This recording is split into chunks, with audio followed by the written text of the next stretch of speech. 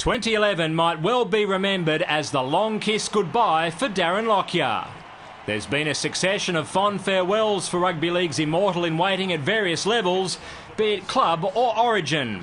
The post-season test against New Zealand was slated as his last appearance on Australian soil, before departing for the Four Nations tournament in the UK. In their unique style, the Kiwis orchestrated their own greeting.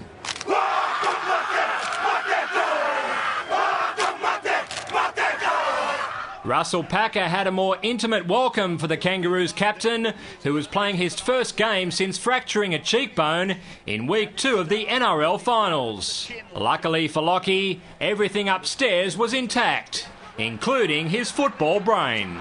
Tonga's gone down to the 20-metre line, back to Lockyer, across to Uarte. Oh, what a thrill for the Nova Caspian. Following that try, Packer was informed that the incident was on report. And while the big front rower was fortunate to remain on the field, his victim carried on with typical class. And Lockyer leaves the pressure. Tonga gets it away. Uarte's got 2. A brace of tries inside 6 minutes for hometown hero Uarte had the huge Newcastle crowd buzzing. And they had even more cause for excitement when one of the night's key signings for next season crossed in the other corner. Lockyer back to Slater, sleight of hand, and Darius Boyd scored. Thurston then atoned for missing a first-up sitter. It's coming around nicely. The Aussie number 7 sparked a stunning attacking movement soon after that should have resulted in the early point spree continuing. Gets it away to Darius Boyd, puts a kick across to Luke Lewis, should get the bounce, does get the bounce, gives the pass away, Lockyer picks it up, Lockyer gives it to Slater, Slater's heading off to the right, oh, Uarte was in for 3! They may have murdered that one, but with Thurston proving every bit as dangerous as Lockyer, it was only a matter of minutes before the Kangaroos clicked into gear once more. He'll pass inside to Lewis, Lewis passes to Lawrence, and Chris Lawrence scores in the test match. After conceding 4 tries in the opening quarter, New Zealand managed to stem the bleeding for just over 10 minutes. But it was like putting a band-aid on an axe wound. Here's another try. Lawrence has scored his second try of the day.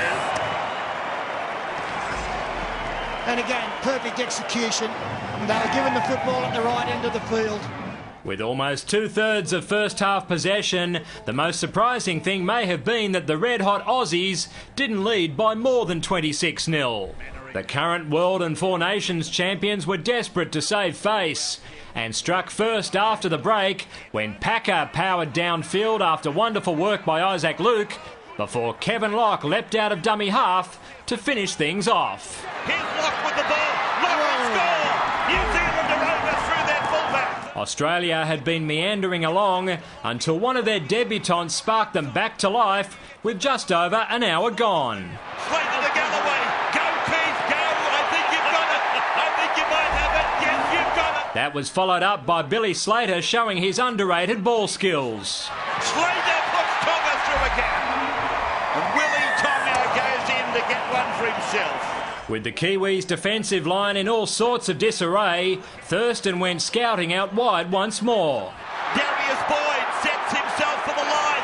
Will he step? Yes, he does. And Darius Boyd claims his second try of the day. JT joined his skipper for a well-earned rest as Tim Sheens took the chance to preserve his big guns with a hectic month ahead.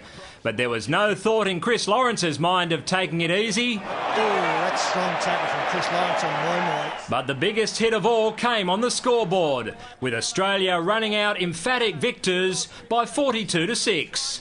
The result and an Ausgrid Stadium record crowd of 32,890 made it a magic exit for the indestructible Lockyer, who is now the most capped player in Test match history of any nation. Oh, mate, it's just been, I'm going to miss it, no doubt. Running out to a stadium like this today is what you play for, and you'll never get that in retirement, but I've been privileged to do it for such a long time, and I thank the people of Australia for their support. David Rowlands, Big Pond Sport.